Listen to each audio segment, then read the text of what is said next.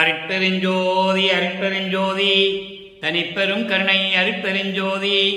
எல்லா உயிர்களும் இன்புற்று வாழ்க, வள்ளல் மலரடி வாழ்க வாழ்க, கொல்லா விரதம் குவளை எல்லாம் ஓங்குக, நல்லோர் நினைத்த நலம் பெறுக, நன்றி நினைத்த எல்லோரும் வாழ்க இசைந்து.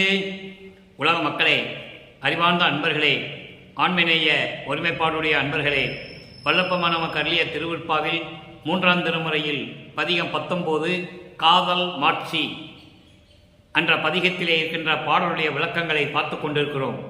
காதல் மாட்சி மொத்தம் 10 பாடல்களை கொண்டது. ஒவ்வொரு பாடலிலும் நமது இறைவன் வல்லப்பெருமான் அவர்கள் அருட்பெருஞ்சோதி ஆண்டவரிடம் எப்படியெல்லாம் காதல் கொண்டார் என்பதையும் எப்படியெல்லாம் அன்பு செலுத்தினார் என்பதையும் ஒவ்வொரு பாடலிலும் ஒவ்வொரு விதமாக நமக்கு அருளியிருக்கிறார்கள். ஆனால் 1ஆம் திருமுறையிலிருந்து 4ஆம் திருமுறை பொறுத்தமட்டில் சமயங்களும் மதங்களும் மார்க்கங்களும் சூழ்ந்திருந்த காலகட்டங்களில் வல்லப்பெருமானவர்கள் இந்த மண்ணுக்கு ஏன் வருவிக்க உற்றோம் என்ற தெரியாத நிலையில், மறைப்பு இருந்த நிலையில் திருவொற்றியூரில் இருக்கின்ற இறைவனை பற்றி எப்படி சொல்லுகிறார்? மறைப்பு நீங்கிய பிறகு சமயங்களும் மதங்களும் மார்க்கங்களும் சாராத நிலையில் இருந்து கொண்டு அருட்பெருஞ்சோதி ஆண்டவரிடம் சமரச சுத்த சன்மார்க்கத்தை பெற்ற பிறகு இந்த சமயங்களும் மதங்களும் மார்க்கங்களும் நெறிகள் எல்லாம் நமக்கு தேவையில்லை என்ற நிலை வரும்போது இறைவனிடம் எப்படியெல்லாம் அருளை பெற்றுக்கொண்டார் என்பதையும் ஒவ்வொரு பாடலிலும் ஒவ்வொரு விதமாக நாம் பார்த்து கொண்டிருக்கிறோம். அந்த வகையில் இன்று நாம் பார்க்க வேண்டிய பாடல் காதல் மாட்சியிலே 6வது பாடல். ஒவ்வொரு பாடலுக்கும் அதனுடைய முடிவான நிலை 6ஆம் திருமுறையில் இருக்கிறது. 200 ஆண்டுகள் காலமாகவே, அதாவது வல்லப்பெருமான் வருவிக்க உற்று கிட்டத்தட்ட 200 வருடங்கள் முடிந்துவிட்டன. 200 வருடங்களாகவே வல்லப்பெருமானுடைய இறைநிலையையும் அவர் எப்படி இந்த மண்ணுரைக்கு வருவிக்க உற்றார் என்ற நிலையையும், வருவிக்க உற்ற பிறகு அந்தந்த பருவ காலங்களிலே எப்படியெல்லாம் இறைவனிடம் அருளை பெற்றுக்கொண்டார் என்பதையும் திருவிற்பாவில் கூறிய உண்மைகளை மக்களிடம் யார் கொண்டு போய் சேர்க்கவில்லை. அந்த நிலையில் இருந்து கொண்டு நாம் ஒவ்வொரு பாடலிலும் எவ்வளவு விளக்கங்கள் இருக்கின்றன என்பதை பார்த்து கொண்டிருக்கிறோம். வல்லப்பெருமானுடைய இறைநிலையை மக்களுக்கு தெரியப்படுத்திக் கொண்டிருக்கிறோம். திருவிற்பாவில் கூறப்பட்ட உண்மைகளை விளக்கமாக பார்த்து கொண்டிருக்கிறோம். அந்த வகையில் நாம் பார்க்க வேண்டிய பாடல் 6வது பாடல், 3ஆம் திருமுறை, பதிகம் காதல் மாட்சி. பாடலை நன்றாக கவனியுங்கள். அழியா வளர்த்தார் திருவொற்றியூர் ஐயர், அழியா வளர்த்தார் திருவொற்றி ஐயர், பவனிதனை காண இழியா மகிழ்வனோடு வந்தால் என்னே பெண்ணே எழில் கவர்ந்து பழியா எழில் நம்மை திரும்பி பாராது ஓடுகின்றார். நாம் ஒழியாது ஓடினாலும் அவர் ஓட்டம் பிடிக்க ஒண்ணாதே. வல்லப்பெருமான் அவர்கள் இந்த மண்ணுக்கு வருவிக்க உற்று இறைவன் ஆட்கொள்ளாத வரையில் அவர் மனம் ஒரு நிலையில் இல்லை. அதன் பிறகு இறைவன் ஆட்கொண்ட பிறகு தான் யார் என்ற நிலை அவருக்கு தெரிந்து விடுகிறது. நாம் இறைவனால் வருவிக்க உற்றோம் என்ற நிலை மட்டும் அவருக்கு தெரிகிறது. அந்த காலகட்டங்களில் இறைவன் மகனுக்கு எந்த அருளையும் கொடுக்கவில்லை. அதனால்தான் மகன் தந்தையை தேடி தேடி சென்று கொண்டிருக்கிறார். திருவொற்றியூருக்கு செல்லுகிறார், திருமுல்லை வாயிலுக்கு செல்லுகிறார், திருவெளிதாயத்துக்கு செல்லுகிறார். அப்படி அங்கு இருக்கின்ற இறைவனை பாடும்போது தெருவிலே நின்று கொண்டு பவனி வருவதை பார்த்து இறைவனை பார்த்து எப்படியாவது அருளை பெற வேண்டும் என்ற நோக்கோடு அங்கு செல்லும் பொழுது இவரை திரும்பி பார்க்காமல் இறைவன் ஓடுகிறான். இறைவன் ஓடுகிறார் என்று சொல்லுகிறார். இந்த பாடலிலே தன்னை தலைவியாகவும் ஒரு பெண்ணாகவும் இறைவனை தலைவனாகவும் உள்ளத்தை தோழியாகவும் வர்ணனை செய்து இந்த பாடல்களை நமக்கு அருளியிருக்கிறார்கள். பாடலுடைய மைய கருத்து என்னவென்றால், வல்லப்பெருமானுடைய மறைப்பை நீக்கிய பிறகு வல்லப்பெருமான் ஏன் இந்த மண்ணுக்கு வருவிக்க உற்றார் என்ற நிலை தெரிந்து கொள்கிறார். அப்ப இறைவன் யார் என்று தெரிந்து விட்டது. இறைவன் நம் மறைப்பை நீக்கிவிட்டு சென்று விட்டாரே, அவனிடம் அருளை பெற வேண்டும் என்று சொல்லி திருவொற்றியூரிலே போய் நிற்கிறார். தெருவிலே பவனி வரும்போது, திருவிழா வீதி வரும்போது இறைவனை பார்த்து எப்படியாவது அருளை பெற வேண்டும் என்று சொல்லி தெருமுனையிலே நின்று கொண்டிருக்கிறார்.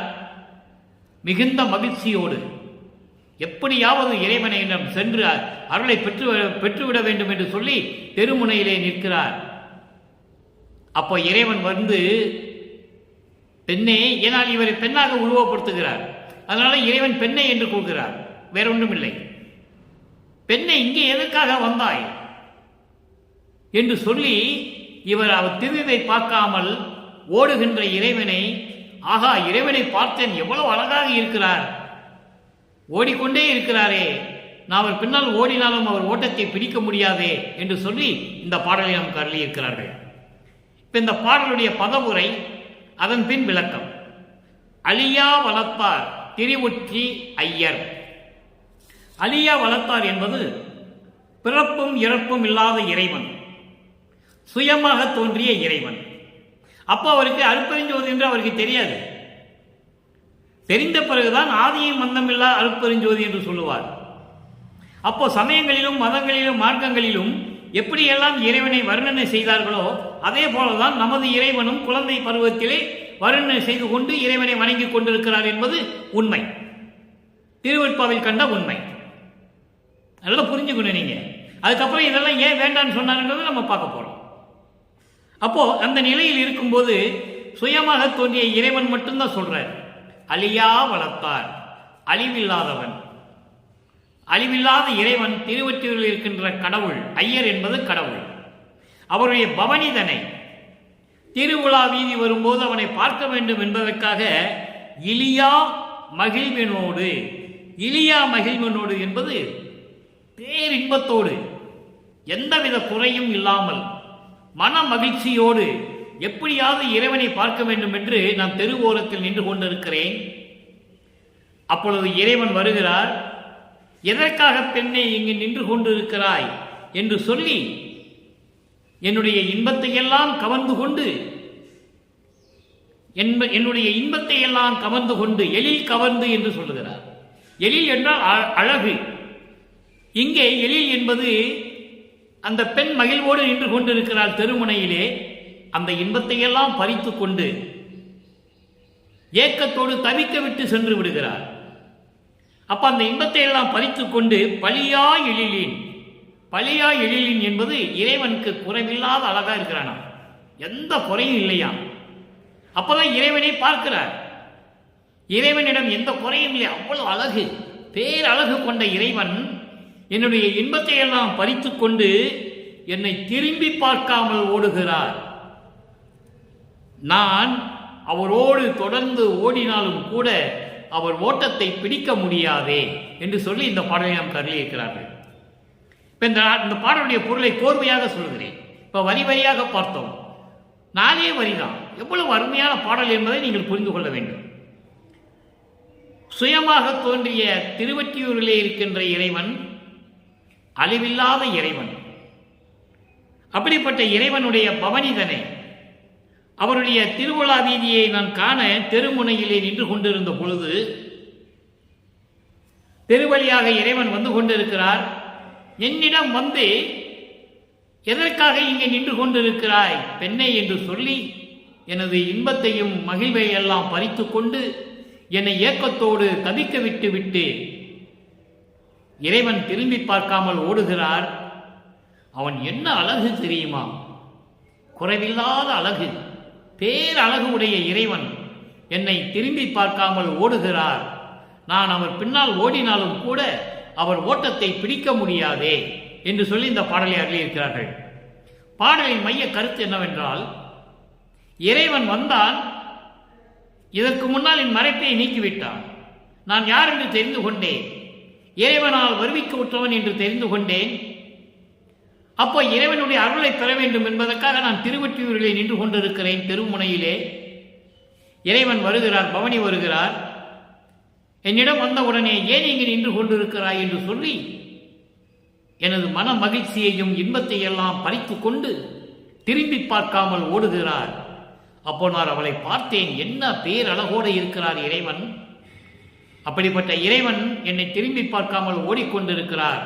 அவருடைய ஓட்டத்தை நான் பிடிக்க முடியாதே என்று சொல்லி இந்த பாடலை நமக்கு அருளியிருக்கிறார்கள். ஆக இறைவன் அந்த காலகட்டங்களில் நமது குழந்தை இறைவனாகிய வல்லற்பமானவர்களுக்கு எந்த அருளையும் கொடுக்கவில்லை, மறைப்பை நீக்கினார், அவ்வளவுதான். அதன் பிறகு சமரச சுத்த சன்மார்க்கத்தை மகனிடம் கொடுத்த பிறகு இறைவனிடம் எப்படியெல்லாம் அருளை பெற்றுக் கொண்டார் என்பதை மக்களுக்கு விளக்கி சொல்ல வேண்டும். அப்படி சொன்னால்தான் இந்த பாடலுடைய விளக்கம் பூர்த்தி அடையும். ஏனென்றால் 200 ஆண்டு காலமாகவே வல்லற்பமானவர்களை கீழிருந்துதான் வந்தார் என்று சொல்லி சமயங்களிலும் மதங்களிலும் மார்க்கங்களிலுமே இருந்து கொண்டு சமரச சுத்த சன்மார்க்க விளக்கங்களை புரிந்து கொள்ளாமல் இருக்கிறார்கள். அதற்காக தான் இந்த விளக்கம். இறைவனை சமயங்களிலும் மதங்களிலும் மார்க்கங்களிலும் சார்ந்த காலத்தில் பார்த்த இறைவனை அதையெல்லாம் நீக்கிவிட்டு சமரச சுத்த சன்மார்க்கத்தை பெற்ற பிறகு அதே இறைவனை அருட்பெருஞ்சோதி ஆண்டவரான பிறகு எப்படியெல்லாம் அருளை பெறுகிறார் என்ற நிலையை பார்த்துக் கொண்டிருக்கிறோம். இப்போ இந்த பாடலில் கூறப்பட்ட 3 நிலைகளுக்கு 3 விளக்கங்கள் 6ஆம் திருமுறையில் இருக்கின்றன. இங்கே எப்படி 6வது பாடலினுடைய விளக்கத்தை பார்த்தோமோ அதே போல 6ஆம் திருமுறையிலும் ஒவ்வொரு பதிகத்தில் 6வது பாடலாக 3 பாடல்களில் விளக்கம் இருக்கிறது. அழியா வளத்தார் திருவொற்றி ஐயர். சமயங்களிலும் மதங்களிலும் மார்க்கங்களில் சார்ந்த நிலையில் திருவொற்றியில் இருக்கின்ற இறைவன் என்று சொல்லுகிறார். இதே நிலையை சமரச சுத்த சன்மார்க்கத்தை பெற்ற பிறகு அருட்பெருஞ்சோதி என்று சொல்லுவார். வடலூரில் இருக்கின்ற அருட்பெருஞ்சோதி ஆண்டவர் என்று சொல்லுவார். அப்போ சமயங்களும் மதங்களும் மார்க்கங்களும் ஒளிந்து விட்டன. அந்த நிலையில் எழில் கவர்ந்து பழியா எழிலில் திரும்பி பார்க்காமல் ஓடுகிறார். என்னுடைய இன்பத்தை எல்லாம் பறித்துக் கொண்டு எனது சுகத்தை எல்லாம் பறித்துக் கொண்டு அழகோடு தெருவிலே ஓடிக்கொண்டிருக்கிறார் என்று சொல்லுகிறார். இங்கே இறைவன், பேரழகான இறைவன் என்னோடு 2 கலந்து கொண்டான் என்று சொல்லுவார். நல்லா நீங்க பார்த்தது நல்லா புரிஞ்சுக்கணும். அங்க ஓடுகிறார் இவரை விட்டு. பிற்காலத்தில் சமரச சுத்த சன்மார்க்கத்தை கொடுத்த பிறகு இவரோடு 2 கலந்து கொண்டு பேரின்பத்தை கொடுக்கிறார் என்று சொல்லுகிறார். அடுத்து ஒளியாது ஓடினாலும் அவர் ஓட்டம் பிடிக்க முடியாது. இவருக்கு அப்ப அந்த சக்தி இல்லை. ஆட்கொண்டாரை தவிர அருளை கொடுக்கவில்லை. சமரச சுத்த சன்மார்க்கத்தை பெற்ற பிறகு இவர் அண்டங்களுக்கு செல்லுவார். ஒரு நொடியில் அண்டங்களை கடந்து வருவார் நமது இறைவன் வல்லற்பமானவர்கள். திருவுற்பாவில் கண்ட உண்மை. இந்த 3 நிலைகளுக்கும் இப்ப இந்த பாடலிலே 3 விளக்கங்கள் இருக்கின்றன, பார்க்க போகிறோம். 6ஆம் திருமுறை 49வது பதிகம் இறைவனை ஏத்தும் இன்பம். இறைவனை ஏத்தும் இன்பம். அங்கே இறைவனை பார்க்க வேண்டும் என்று தெருவிலே நின்று கொண்டிருப்பார். இறைவன் ஆட்கொண்ட பிறகு, மறைப்பை நீக்கிய பிறகு அருளை கொடுக்கவில்லை. அப்ப தெருவோரத்தில் நின்று கொண்டிருப்பார். இங்கே எல்லாம் கொடுத்த பிறகு இறைவனுடைய இன்பத்தை எப்படி சொல்லுகிறார் பாருங்கள். உள்ள நெகிழ்ச்சியோடு பேரன்போடு எப்படியெல்லாம் இறைவனை சொல்லுகிறார் என்பதை நீங்கள் பார்க்க வேண்டும். அரும்பிலே மலர் உற்று அருள்மணம் வீசும் ஆனந்த தனிமலர் என்கோ. என்கோ என்றால் என்று சொல்லுவதா? கரும்பிலே எடுத்த சுவைத்திரள் என்கோ. கடையனின் உடைய நெஞ்சகமாம் இரும்பிலே பழுத்து பேரொளி ததும்பி விளங்கும் பசும்பொன் என்கோ. துரும்பினேன் பெற்ற பெரும் பதம் என்கோ. ஜோதியில் ஜோதி நின்றனையே. உன்னை நான் எப்படி சொல்லுவது? நின்றனையே என்றால் உன்னை. ஜோதியில் ஜோதியா விளங்கிக் கொண்டிருக்கின்ற உன்னை நான் எப்படி சொல்லுவது? அரும்பிலே மலர் உற்று அருள்மணம் வீசும் ஆனந்த தனிமலர் என்கோ. அரும்பிலே முட்டு பருவத்திலே மலரக்கூடிய மலர் எவ்வளவு மனம் வீசும். மலர்ந்து வாடிய பிறகு மனம் இருக்காது. அரும்பிலே மொட்டு பருவத்திலே மலர்ந்து வீசக்கூடிய அந்த மலருடைய மனம் எப்படி இருக்குமோ அதுபோல அருள் மனம் வீசிக்கொண்டு ஆனந்த தனிமலர் என்கோ. அப்படிப்பட்ட ஒரு ஆனந்தமான தனிய ஒப்பற்ற மலர் என்று உன்னை சொல்லுவதா? புத்தம் புது மலர் என்று சொல்லுவதா? கரும்பிலே எடுத்த சுவை திரள் என்கோ, கரும்பிலிருந்து எடுத்த வெள்ள கட்டி என்று சொல்லுவதா, கரும்பு சாறு என்று சொல்லுவதா, வெள்ள பாகு என்று சொல்லுவதா, எப்படி வேண்டாலும் சொல்லலாம். எல்லாமே கரும்பிலிருந்து தானே கிடைக்குது. அப்படிப்பட்ட இனிமை மிகுந்த சுவை மிகுந்த இறைவன் என்று நான் உன்னை சொல்லுவதா, கடையேனுடைய நெஞ்சமாம் இரும்பு, இரும்பு போன்ற இந்த மனம் கொண்ட இந்த கடையனுடைய இந்த மனத்தை உருக்கி, இரும்பு பழுத்து போனா எப்படி ஒளி வீசும், இரும்ப பழுக்க காய்ச்சினா எப்படி இருக்கும், அதுபோன்று ஒளி வீசிக் கொண்டிருக்கின்ற பசும் பொன் என்று உன்னை சொல்லுவதா, துரும்பினேன் பெற்ற பெரும் பதம் என்கோ, துரும்பு போன்று இருக்கின்ற எண்ணெய் உன்னால் இந்த மண்ணுலைக்கு வருவிக்க உற்று எப்படியெல்லாம் இன்பங்களை அடைந்த இந்த துரும்பு போன்ற சிறியவனுடைய நிலையில் என்னை ஆட்கொண்டு நான் பெற்ற பெரும் பதம் என்று சொல்லுவதா. பெரும் பதம் என்பது சிவநிலை, சிவநிலையில் இருக்கின்ற கடவுள், அவர்தான் அருப்பெருஞ்சோதி. அருப்பெருஞ்சோதி என்று சொல்லுவதா, ஜோதியில் ஜோதி நின்றனையே, உன்னை நான் எப்படி சொல்லுவது என்று சொல்லுகிறார்.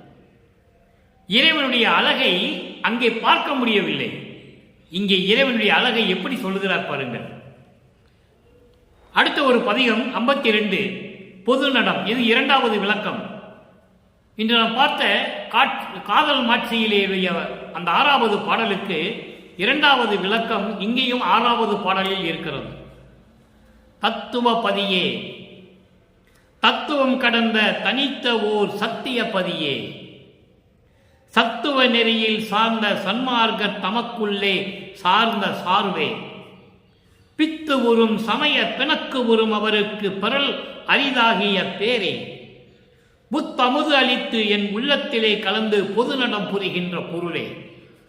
இது பாடல் விளக்கம் பாருங்க. தத்துவ பதியே, தத்துவங்களை அடக்கிக் கொண்ட பதியே. தத்துவங்கள் என்பது 36 தத்துவங்கள். இதற்கு 60 தத்துவிகள் உண்டு, உட்கருவிகள். இந்த 36 தத்துவங்களை சேர்த்து உட்கருவிகள் ஒரு 60 உண்டு. இப்படி 96 தத்துவங்களையும் அடக்கிய இறைவனே. ஆன்ம தத்துவம் 24, வித்யா தத்துவம் 7, சிவ தத்துவம் 5, 36 தத்துவங்கள். இந்த 36 தத்துவங்களுடைய உட்கருவிகள் 60. அதனுடைய விளக்கங்களும் நான் ஏற்கனவே நம்ம யூடியூப்ல கொடுத்துருக்கேன். இப்போ நமக்கு பாடலை விளக்கம் சொல்லுவதற்கு நேரம் கிடைக்காது, அதனால் சுருக்கமாக சொல்லுகிறேன். 96 தத்துவங்களையும் விளக்கி நான் ஒரு பதிவை செய்திருக்கிறேன், நீங்கள் பார்த்துக் கொள்ளலாம். அப்போ அந்த தத்துவங்கள், ஆன்ம தத்துவம் 24 என்பது பூதங்கள் 5, நிலம் நீர் நெருப்பு காற்று ஆகாயம். பொறிகள் 5, கண் காது மூக்கு வாய்மை. புலன்கள் 5, ஒளி ஒளி சுவை நாற்றம் உணர்வு. கண்ணேந்திரங்கள் 5, வாக்கு கை கால் அவானம் குறி. அந்த கரணங்கள் 4, மனம் சித்தம் புத்தி அகங்காரம். 4 5 20, இது ஒரு 4 24. ஆன்ம தத்துவம், அதை தான் பிரம்ம தத்துவம். அந்த தத்துவம் செயலாற்றுவதற்கு தான் பிரம்மன் என்ற ஒருவனை உருவாக்கி, ஒரு பதத்தலைவனை உருவாக்கி, இந்த 24 தத்துவத்தையும் அவனிடம் கொடுத்து செயலாற்ற வைக்கிறார். இது திருவெட்பாவில் கண்ட உண்மை. அதன் பிறகு வித்யா தத்துவம், அவன்தான் விஷ்ணு தத்துவம், திருமால் தத்துவம் 7. காலம் நியதி கலை வித்தை அராகம் புருடன் மாயை. சிவ தத்துவம் 5, விந்து நாதம் சதாக்கியம் ஈஸ்வரம் சுத்தம். இப்படி ஒரு 5 தத்துவங்கள். சுத்தம் அவங்க இப்படி ஒரு 5 தத்துவங்களையும் கொடுத்து ருத்திரனை படைக்கிறார். இதெல்லாம் நான் ஏற்கனவே விளக்கம் கொடுத்திருக்கேன். இப்படி தத்துவங்களுடைய எல்லா தத்துவங்களை அடக்கி கொண்ட பதியே கடவுளே. தத்துவங்கள் தானாக உருவாகவில்லை, பிரம்ம தத்துவம் தானாக உருவாகவில்லை. இறைவனிடமிருந்து இறைவன் கொடுக்கிறார், அவனுக்கென்று ஒரு உலகத்தை கொடுக்கிறார். சிருட்டி தலைவரை சிருட்டி அண்டங்களை அருள் திரள் வகுத்த அருட்பெருஞ்சோதி. அதே மாதிரி ஒவ்வொரு பதத்தலைவனுக்கும் கொடுக்கிறார். அதே பாட்டில் காவல் செய் தலைவன், அழித்தல் செய்யும் தலைவன், மறைத்தல் செய்யும் தலைவன், தெளிவு செய் தலைவன் எல்லாம் சொல்றாரு. அப்ப இப்படி தத்துவங்களை எல்லாம் அடக்கிக் கொண்ட தத்துவத்தினுடைய கடவுளே, இந்த தத்துவங்களை எல்லாம் கடந்த தனித்த ஓர் சத்திய பதியே, இந்த தத்துவங்களை எல்லாம் கடந்து ஒப்பற்ற நிலையில் இருந்து கொண்டிருக்கின்ற அருப்பெருஞ்சோதியே, தத்துவ சத்திய பதி என்பது அருப்பெருஞ்சோதி, இயற்கை உண்மை விளக்கம். அந்த இயற்கை உண்மை விளக்கத்தை கொண்ட கடவுள், அதான் இயற்கை உண்மை விளக்க கடவுள் என்று சொல்லுவார் வல்லப்பெருமானவர்கள். இந்த தத்துவத்தை அருப்பெருஞ்சோதிக்கு அப்புறம் கடந்தது யார் என்றால் வள்ளற் பெருமான். தத்துவம் அனைத்தும் தனித்தனி கடந்தேன், தத்துவாதீத மேலையில் சித்தியல் முழுதும் தெரிந்தேன், அவை மேல் சிவநிலை தெரிந்திட சென்றேன். அருப்பெருஞ்சோதி அட்டகத்திலே அந்த பாடலிலே வரும். அப்ப இவர் ஒரு நெடியில் அண்டங்களை கடந்து சென்று விடுவார். அப்படி தத்துவமும் கடந்த தனித்த ஓர் சத்திய பதியே, சத்துவ நெறியில் சார்ந்த சன்மார்க்கர். சத்துவ நெறி என்பது சமரச சுத்த சன்மார்க்க சத்திய நெறி. சமரச சுத்த சன்மார்க்க சத்திய நெறியிலே சேர்ந்த சன்மார்க்கர்களுக்குள்ளே அவர்கள் உள்ளத்திலே சார்ந்த சார்பே, அவர்கள் உள்ளத்திலே சார்ந்து கொண்டிருக்கின்ற இறைவனே. எவ்வளவு அற்புதமா சொல்ற பாருங்க. இறைவன் எல்லார் உள்ளத்திலே இருக்க மாட்டார், சத்தியம் அது. புலையும் கொலையும் தவிர்த்திருக்க வேண்டும், சமரச சுத்த சன்மார்க்க சத்திய நெறியை கடைபிடிக்க வேண்டும், இறைவன் ஒருவனே என்ற நிலையில் இருக்க வேண்டும், சமயங்களையும் மதங்களையும் மார்க்கங்களையும் ஒதுக்கி தள்ள வேண்டும், அதில் கூறப்பட்ட எந்த சங்கற்ப விகற்பங்களையும் ஏற்றுக்கொள்ளக்கூடாது. அவன்தான் சத்திய நெறியை சார்ந்தவன். அவர்கள் உள்ளத்தில் இருக்கின்றார் இறைவன் என்று சொல்லுகிறார். சத்துவ நெறியில் சார்ந்த சன்மார்க்கர் தமக்குள்ளே சார்ந்த சார்பே. உலகையிலே பொதுப்படையே சொல்லுவாங்க எல்லார் உள்ளத்திலையும் இறைவன் இருக்கிறார் என்று. கிடையவே கிடையாது. எல்லார் உள்ளத்திலும் இறைவன் இருக்க மாட்டார். சமரச சுத்த சன்மார்க்கை சேர்ந்தவர்கள் உள்ளத்தில் இருப்பார், மற்றவர்கள் உள்ளத்தில் இருக்க மாட்டார், வெளியே நின்று வேடிக்கை பார்ப்பார். படைத்தது இறைவன் தானே அவனை, அதனால் அவனை நின்று வேடிக்கை பார்ப்பார். ஆடு மகனே ஆடு, நீ எவ்வளவு தூர்மையா ஆடு என்று பார்த்து கொண்டிருப்பார். ஆக சத்துவ நெறியில் சார்ந்த சன்மார்க்கர் தமக்குள்ளே சார்ந்த சார்பே. அடுத்த வரியிலே சொல்றார் பாருங்க, பித்து உறும் பைத்தியம் பிடிக்கக்கூடிய, எதற்கும் பயன் இல்லாத சமய பிணக்கு உறும். பிணக்கு என்றால் வேறுபாடுகள், மாறுபாடுகள். இந்த சமயங்களிலே கூறப்பட்ட மாறுபட்ட கருத்துக்களை கொண்ட, பைத்தியம் பிடிக்கின்ற அளவுக்கு இருக்கக்கூடிய நெறிகளை கொண்ட சமயத்தை சேர்ந்தவர்களுக்கு, சமய மத மார்க்கவாதிகளுக்கு பெறல் அரிதாகிய பேரே அவங்களால பெற முடியாது. தெளிவா சொல்றேன். பித்து உறும் சமய பிணக்குறும் அவருக்கு பெறல் அரிதாகிய பேரே, அவர்களெல்லாம் அடைய முடியாத இறைவனே. அப்போ சமயங்களையும் மதங்களையும் மார்க்கங்களையும் விட்டு விட்டு வந்தால்தான் நீங்கள் இறைவனை அடைய முடியும், இறைவனுடைய அருளை பெற முடியும் என்பதை வல்லப்பெருமான் தெளிவாக கூறியிருப்பதை நான் இங்கே பதிவு செய்ய கடமைப்பட்டிருக்கிறேன். அடுத்து பாருங்க, புத்தமுது அளித்து. அதென்ன அமுதத்திலேயே புத்தமுது, அமுது சரி, புத்தமுது அளித்து என் உள்ளத்திலே கலந்து பொது நடம் புரிகின்ற பொருளே. புத்தமுது என்றால் என்ன? ஏற்கனவே சமயங்களையும் மதங்களையும் மார்க்கங்களையும் சார்ந்து கொண்டு எப்படியெல்லாம் துன்பப்பட்டார்கள், துயரப்பட்டார்கள், அதையெல்லாம் நீக்கிவிட்டு எனக்கு புத்தமுது. புத்தமுது என்பது சமரச சுத்த சன்மார்க்க அமுது. சமரச சுத்த சன்மார்க்க அமுது என்பது சமர சுத்த சன்மார்க்க சத்திய நெறியை என் கையில் கொடுத்து அளித்து, புத்தமுது அளித்து என் உள்ளத்திலே கலந்து பொது நடம் புரிகின்ற பொருளே. அருள் நடனம் செய்து கொண்டு அருளாட்சி செய்து கொண்டிருக்கின்ற அருப்பெருஞ்சோதியே. பொருளை என்பது அருப்பெருஞ்சோதி. எவ்வளவு அற்புதமா சொல்றார் பாருங்க. புத்தமுது என்பது சமரச சுத்த சன்மார்க்க சத்திய நெறியை என்னிடம் கொடுத்து என்னோடு இரண்டர கலந்து அருள் நடனம் செய்து கொண்டிருக்கின்ற அருப்பெருஞ்சோதியே என்று சொல்லி இந்த பாடலை நமக்கு அறிவிக்கிறார்கள். ஆக மக்களே, சமயங்களையும் மதங்களையும் மார்க்கங்களையும் சொல்லப்பட்ட நெறிகளை எல்லாம் விட்டுவிட்டு அதெல்லாம் நமக்கு தேவையில்லை. இறைவனே சொல்லுகிறார், நம்மளை படைத்த இறைவனே சொல்லுகிறார் வள்ளல் பெருமான். 30/1/1874 இரவு 12 மணியிலிருந்து இந்த உயிரினங்களை படைத்தது யார்? வள்ளல் பெருமான் அவர்கள். இந்த பிரபஞ்சத்தை இயக்கிக் கொண்டது இருக்கிறது யார்? வல்லப்பமானவர்கள். அதனால்தான் திரு அருள் செங்கோலாட்சி செலுத்துவோம் என்று சொன்னார். தன்னோடு இரண்டர கலந்து கொண்டிருக்கின்ற தனது தந்தையாகிய அருட்பெருஞ்சோதி ஆண்டவருடைய அருளால் நான் இந்த உலகை, இந்த பிரபஞ்சத்தை இயக்கிக் கொண்டிருக்கிறேன் என்று சொல்லுகிறார். அத்தன்பர்களே, இறுதியாக ஒரு விளக்கம், மூன்றாவது நிலை விளக்கம். என்னை பார்த்து ஓடுகிறார் இறைவன், அவன் ஓட்டத்தை பிடிக்க முடியலன்னு சொல்றாருல. அப்ப சமரச சுத்த சன்மார்க்கத்தை பெற்ற பிறகு என்ன நடக்கிறது தெளிவா பாருங்க. இறை இன்ப குலைவு, பதிகம் 56 6ஆம் திருமுறை. இறை இன்ப குலைவு. இறைவனுடைய அந்த அருளை பெற்ற பிறகு அந்த இன்பத்தை நினைத்து எப்படியெல்லாம் உள்ளம் நெகிழ்ச்சி அடைகிறது என்பதை பற்றி தான் நாம் பார்க்க போகிறோம். ஏதும் தெரியாது அகங்கரித்து, நல்ல கவனி நண்பர்களே, நமது குழந்தை இறைவன் குழந்தை பருவத்திலே இருக்கும்போது என்ன நடந்தது? உலகிலே கதை சொல்லுவார்கள். இப்போது வரைக்கும் 200 ஆண்டுகளாக விராட்டுக்கு போய்கிட்டு இருந்தாரு, தெருவூர் போயிட்டு இருந்தாரு, அப்புறம் அங்கே போய் தூங்கினாரு, அங்கே போய் சாப்பிட்டாரு, இதெல்லாம் சொல்லுவாங்க. அவர் இறைவனாகவே வருவிக்க உற்றவர் என்பதை நீங்கள் இப்போ புரிந்து கொள்ளுவீர்கள்.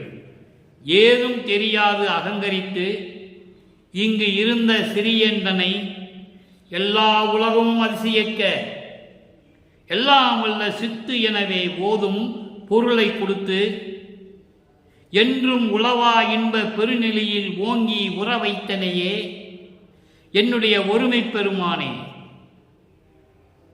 திருவொற்றியூரில் இருக்கிற கடவுள் என்று அங்க சொல்லுவார். இங்க என்ன சொல்றாரு? என்னுடைய ஒருமை பெருமானே, ஈது உன் கருணைக்கு இயல்போ, நீ என்பால் வைத்த கருணை என்னால் புதிதே, அந்நாளில் இல்லையே. எப்படி வித்தியாசம் பண்ணி சொல்ற பாருங்க. இந்நாள் புதிதே, அந்நாளில் இல்லையே. இதனை எண்ணிய நான் தாதும் உணர்வும் உயிரும் உள்ளத்தடவும் பிறவாம் தத்துவம், பிற தத்துவங்கள், பிறது மற்றென்று பொருளுக்கு தத்துவம் தாமே குலைந்து தலைந்த முதல் சாரா வயமாகின்றன. இது பாடல் பொருள் பாருங்க. ஏதும் தெரியாது அகங்கரித்து, எதுவுமே தெரியாது, சின்ன குழந்தையா, தெருவில் விளையாடுற குழந்தையா இருக்கும்போது அகங்கரித்து என்பதால் ஒன்றும் தெரியாமல் ஒரு செருக்கோடு, எதை பற்றி கவலைப்படாமல், அதான் அகங்கரித்து. எதை பற்றியும் கவலைப்படாமல் சிறு வயதிலே தெருவிலே விளையாடி கொண்டிருந்த சிறியனை, இங்கு இருந்த சிறியேனை, உன்னாலே இந்த மண்ணுக்கு வருவிக்க உற்று இருந்த சிறியேனை, இங்கு இருந்த சிறியேனை. அப்ப இங்க மண்ணு உலகத்தில் இருந்த சிறியேனை சொல்லும்போது இதுக்கு முன்னால வேற யுகத்துல இருந்து இருக்கணும்ல. பின்னால சொல்றாரு பாருங்க. ஏதும் தெரியாது அகங்கரித்து இங்கு இருந்த சிறியேனை, உன்னாலே இந்த மண்ணுலகுக்கு வருவிக்க உற்று இந்த மண்ணுலகிலே தெருவிலே ஏதும் தெரியாத நிலையில் செருக்கோடு இருந்த, அதாவது செருக்கு என்பது எதை பற்றி கவலைப்படுறதில்லை, அந்த ஒரு நிலை, குழந்தை பருவம். அப்படிப்பட்ட நிலையில் இருந்த என்னை எல்லா உலகமும் அதிசயக்க, சமரச சுத்த சன்மார்க்கத்தை பெற்ற பிறகு இதை சொல்றாரு. நல்லா புரிஞ்சுக்கணும். நீங்க இதுக்கு முன்னால இருந்தது சொல்ற, சமரச சுத்த சன்மார்க்கத்தை பெற்ற பிறகு சொல்ற, உன்னால் இந்த மண்ணுலகுக்கு வருவிக்க உற்று தெருவில் விளையாடி இருந்த இந்த சிறியவனை, அதன் பிறகு சமரச சன்மார்க்கத்தை கொடுத்து எப்படி சொல்றாரு பாருங்க. சமரச சுத்த சன்மார்க்கத்தை கொடுத்து எல்லா உலகமும் அதிசயிக்க. அப்போ சமயங்களையும் மதங்களையும் மார்க்கங்களையும் விட்டுட்டாரு, வேண்டான்னு சொல்லிட்டாரு. தந்தையின் அறிவுறுத்தப்படி வேண்டான்னு சொல்றாரு. அப்போ அது வேண்டான்னு சொல்லும்போது சமரச சுத்த சன்மார்க்கம் உதயமாகிறது. எல்லா உலகமும் அதிசயிக்க, என்னை பார்த்து அதிசயிக்க, என்னை பார்த்து அதிசயப்படுகிறார்கள். அற்புதமா சொல்லுவார். இன்னொரு பாடல்கள் சொல்லுவார். ஆலியானும் அயனும் அதிசயிக்க, எண்டுள் வாழி மன்றோங்க மறுபெருஞ்சோதி நின் மன்னருளே என்று சொல்லுவார். அற்புதமாக இருக்கும். நிறைய பாடல்களில் சொல்லுவார்.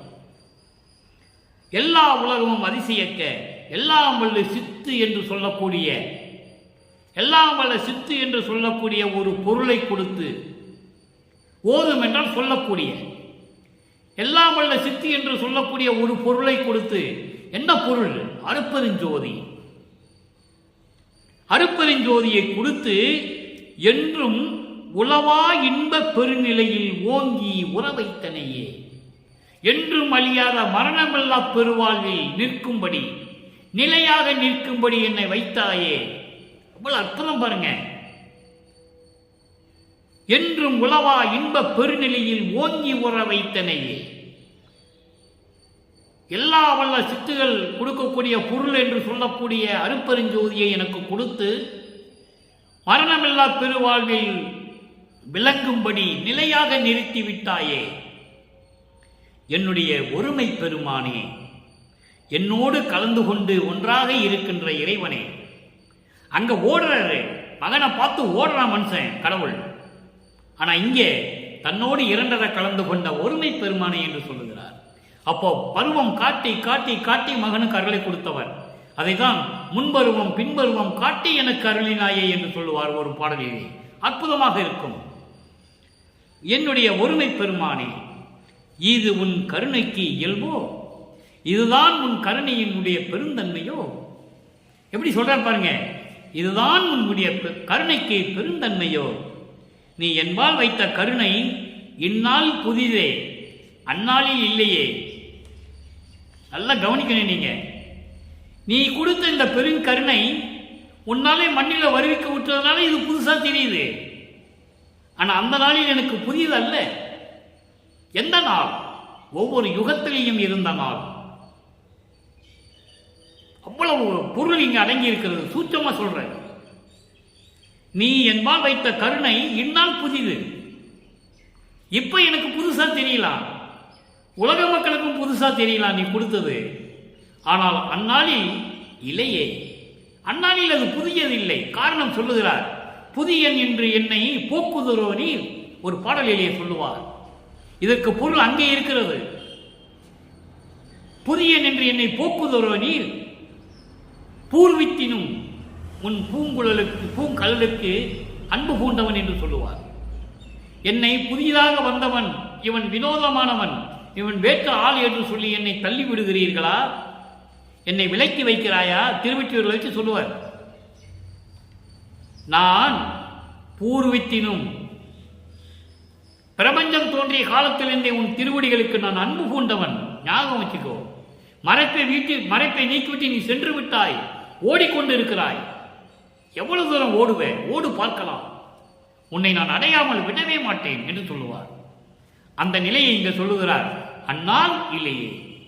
இன்னைக்கு வேணா புதுசா இருக்கலாம். உலக மக்களுக்கும் எல்லாருக்கும் இன்னைக்கு நீ அருளை கொடுத்தது, மரணமில்லா பெருவாழ்வை கொடுத்தது, நீ என்னோட கலந்தது எல்லாம் இன்னைக்கு புதுசா இருக்கலாம். அன்னைக்கு இல்லையே. நான் உன் கூட தானே இருந்தேன். ஒவ்வொரு யுகத்திலும் ஊழிது ஒரு ஊழி உளவினும் உளப்பராது ஓங்கி வாலி என்று எனக்கு வைத்த நன்னிதியே என்று சொல்லுவார். ஊழிது ஒரு ஊழி உளவினும் அடியா உடம்பை அளித்தனன் என்று சொல்லுவார். உயிர் தலைத்து ஓங்கினேன் என்று சொல்லுவார். ஊழிது ஒரு ஊழி உயிர் தலைத்து ஓங்கினேன் என்று ஒரு பாடலிலே சொல்லுவார். ஆக ஒவ்வொரு யுகத்திலும் நான் இருந்தேன். இன்னைக்கு புதுசா இருக்கே. அன்னைக்கு நான் ஒவ்வொரு யுகத்தில் உங்க கூட தானே இருந்தேன்.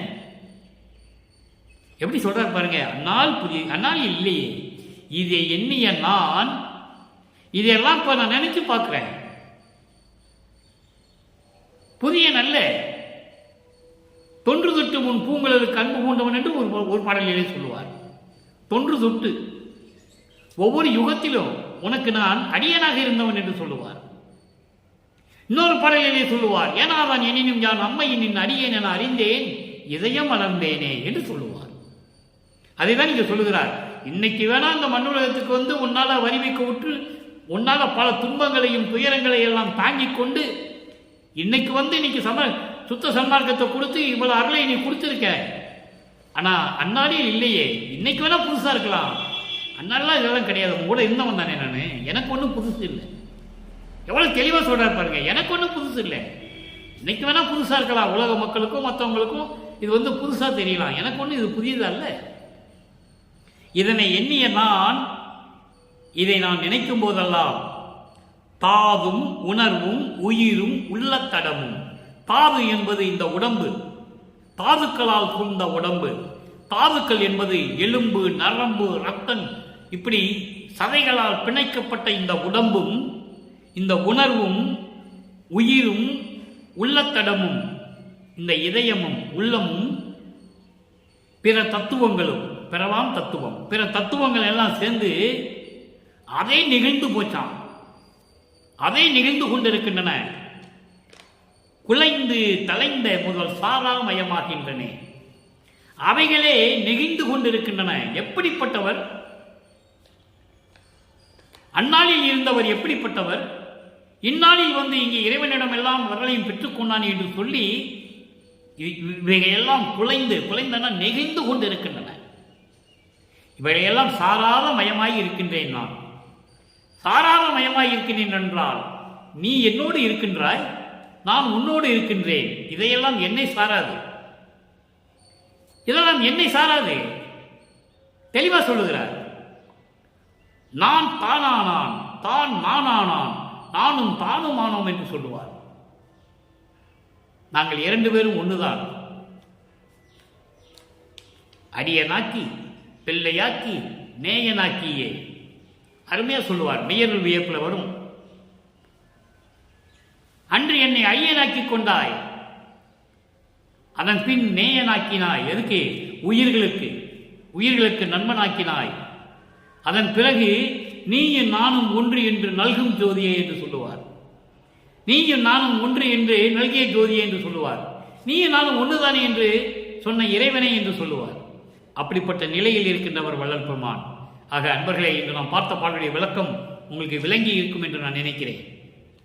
சுருக்கம் என்னவென்றால், சமயங்களும் மதங்களும் மார்க்கங்களும் சார்ந்திருந்த நிலையில் நமது இறைவன் வருவிக்க உற்று, வள்ளல் பெருமான் இந்த மண்ணுரைக்கு வருவிக்க உற்று, தான் யார் என்று தெரியாத நிலையில், மறைப்பு இருந்த நிலையில் திருவொற்றியூரிலே எப்படி இறைவனை காணுகிறார். அதன் பிறகு இறைவன் மகனை ஆட்கொண்டு மறைப்பை மட்டும் நீக்குகிறார். எந்த அருளையும் கொடுக்கவில்லை. 9வது ஆண்டில் தன் மகனுடைய மறைப்பை நீக்கிவிட்டு சென்று விடுகிறார். அப்போ தான் யார் என்ற நிலை வள்ளல் பெருமானுக்கு தெரிந்து விடுகிறது. நாம் இந்த மண்ணுலைக்கு வருவிக்க உற்றவன், இறைவனால் வருவிக்க உற்றவன் என்ற நிலை அவருக்கு தெரிந்து விடுகிறது. ஆனால் அருள் இல்லை. அதன் பிறகுதான் இறைவனை பார்ப்பதற்காக, அருளை பெறுவதற்காக திருவொற்றியூருக்கு செல்லுகிறார். அப்போ பவனி வரும்போது, இறைவன் பவனி வரும்போது, திருவொற்றியூரிலே பவனி வரும்போது இறைவனை பார்த்து அவனை பிடித்து அருளை பெற வேண்டும் என்ற உறுதியோடு அங்கே செல்லுகிறார். அப்போ பவனி வரும்போது ரோடு ஓரத்திலே, தெருவிலே, சாலை ஓரத்திலே, தெருவிலே நின்று கொண்டிருந்த போது இவரை பார்க்காமல் திரும்பி ஓடுகிறார். அப்போ அவருடைய அழகை கண்டு பிரமித்து போகிறார். தந்தையினுடைய அழகை பார்த்து மகன் பிரமித்துக் கொண்டிருக்கிறார். அவ்வளவு பேரழகு கொண்ட இறைவன். எப்படியாவது இறைவனை பிடித்து விட வேண்டும் என்று இவரும் பின்னால் ஓடியும் ஓட்டத்தை பிடிக்க முடியவில்லை. இறைவன் வந்தது இறைவன் என்று தெரிந்துவிட்டது. அவனுடைய அருளாற்றல் தெரிந்துவிட்டது. அவனை விடவே மாட்டேன் என்று சொல்லி வைராகியத்தோடு நின்று கொண்டிருக்கும் போது ஒவ்வொரு காலகட்டமாக மகனுக்கு அருளை கொடுத்துக் கொண்டிருக்கிறார். இறுதியாக சமரச சுத்த சன்மார்க்கத்தை கொடுத்த பிறகு முழுவதுமாக சமயங்களையும் மதங்களையும் மார்க்கங்களையும் எல்லாம் நீக்கிவிட்டு சமரச சுத்த சன்மார்க்கத்தில் இருந்து கொண்டு இறைவனிடம் எப்படியெல்லாம் அருளை பெற்றுக் கொண்டார் என்பதையும் பார்த்துவிட்டோம். ஆக முடிவான நிலை என்னவென்றால், சமயங்களும் மதங்களும் மார்க்கங்களும் இல்லாத ஒரு மார்க்கம் சமரச சுத்த சன்மார்க்கம். இது தனி மார்க்கம், எதையுடையும் சாராத மார்க்கம். எந்த சமயங்களிலும் மதங்களிலும் மார்க்க கூறப்பட்ட எந்த வழிபாடு முறைகளையும் சாராத மார்க்கம். ஒரே மந்திரம் தான் மகா மந்திரம். அருட்பெருஞ்சோதி அருட்பெருஞ்சோதி தனிப்பெருங்கருணை அருட்பெருஞ்சோதி ஒரே மந்திரம் தான். பிரபஞ்சத்திற்கே ஒரே மந்திரம் தான். அப்படிப்பட்ட நிலையில் இருந்து கொண்டு நீங்களும் சைவ நெறியில் இருந்து கொண்டு சமரச சுத்த சன்மார்க்க சங்கத்தில் சேர்ந்து, சமரச சுத்த சன்மார்க்கத்தில் சங்கத்தில் சேர்ந்து என்பது சமரச சுத்த சன்மார்க்க நெறிகளை பின்பற்றுவது. புலையும் கொலையும் தவிர்க்க வேண்டும். இறைவன் என்ற ஒரே நிலையை பின்பற்ற வேண்டும். அவன் அருட்பெருஞ்சோதி என்ற நிலையில் வர வேண்டும். ஜோதி வடிவில் இருக்கிறார். ஜோதி வழிபாடுதான் இறைவனுக்கு உகந்த வழிபாடு என்ற நிலையில் இருக்க வேண்டும். பூ, ஊதுவத்தி, கற்பூரம், தேங்காய், பழம் இதெல்லாம் இருக்கக்கூடாது. மண் அகல் விளக்கிலே தீபமேற்றி இறைவனை வணங்க வேண்டும். குத்து விளக்கு இருக்கக்கூடாது. வேற எந்த விளக்கும் இருக்கக்கூடாது. உலோகத்தினால் வெள்ளி, பித்தளை போன்ற உலோகத்தினால் செய்யப்பட்ட எந்த விளக்கம் அங்கே இருக்கக்கூடாது. அதுதான் சுத்த சன்மார்க்க வழிபாடு. அதை வழிபட்டால் தான் அருளை பெற முடியும் என்று கூறி, எனவே அன்பர்களே, நீங்களும் இறைவனை வணங்கி இறைவனுடைய அருளையும் பொருளையும் எல்லாம் பெற்றுக்கொண்டு இந்த வையகத்திலே நோயற்ற வாழ்வில் சீரோடும் சிறப்போடு வாழ வேண்டும் என்று இறைவனோட தயவோடையும் கருணையோடையும் வேண்டி இந்த வள்ளலார் ஊழியன் விடைபெறுகிறேன். மீண்டும் நாளை சந்திப்போம். நன்றி, வணக்கம். அருட்பெருஞ்சோதி, அருட்பெருஞ்சோதி, தனிப்பெரும் கருணை அருட்பெருஞ்சோதி.